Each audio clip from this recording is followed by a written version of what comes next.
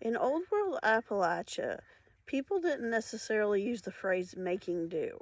People just did what they needed to do.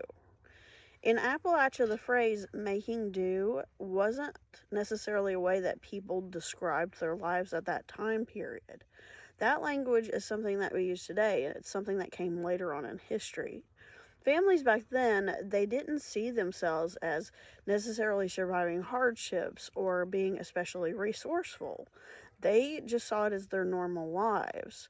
Whereas those of us who live today and we're looking back at them, what they survived was absolutely amazing. And what they did to survive was so fascinating. And it's just, we see the resourcefulness of people back then.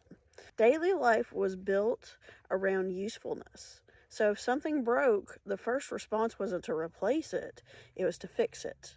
If it couldn't be fixed, then it was repurposed. If it couldn't be repurposed right away, then it was set aside and it was saved because it might be useful later on. Because none of that was out of the norm, it was just practical. It was just life and how people lived. This mindset wasn't driven by a constant lack of things.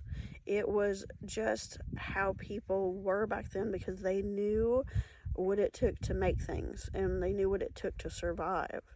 So, scraps of fabric that we might think are trash today, back then, a bunch of those scraps could make a blanket to keep people warm for the wintertime and help them survive. Containers that food came in, like little tin tank containers, those could be repurposed to keep things in and to store food in, or tools or whatever.